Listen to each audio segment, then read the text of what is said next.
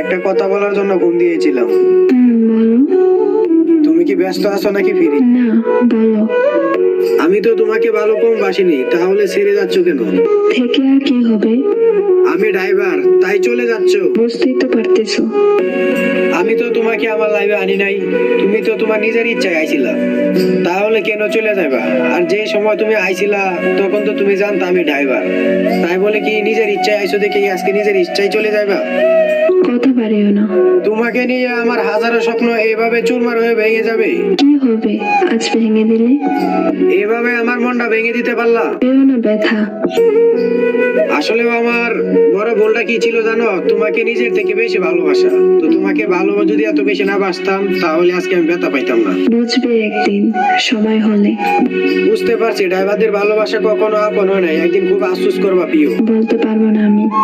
আমি তোমাকে আবারও বলতেছি, প্লিজ আমাকে এভাবে হাতটা ছেড়ে দেও না। সফলতা একদিন ঠিকই ভালো হবে, সময় আমারও আইবে। কষ্ট পেও না। জীবনটা আমার রাতের মতন অন্ধকার হয়ে গিয়েছে, তুমি বলতেছো কষ্ট পাইও না। আলো আবার আসবে। আচ্ছা, তোমার কাছ থেকে একটি কথা জানতে চাই। বলো, কি জানতে চাও? আজ পেশায় ড্রাইভার হয়েছে দেখে তুমি আমাকে এভাবে হালাই হয়ে যাচ্ছ, আমার এই দুটি কথার উত্তর দিয়ে তুমি চলে যাও, আমার সমস্যা। উত্তর নেই, মনের গহীনে। ওকে, ভালো থাকেন। ভালো কিভাবে থাকবো? ভালো থাকা তো তুমি কেড়ে নিয়ে যাচ্ছ। তোমাকে আমি এত সুন্দর ভালোবাসতাম, আমার নিজের জীবনের চেয়ে বেশি, আর তুমি আজকে আমাকে একা হালাত হয়ে চলে যাচ্ছ।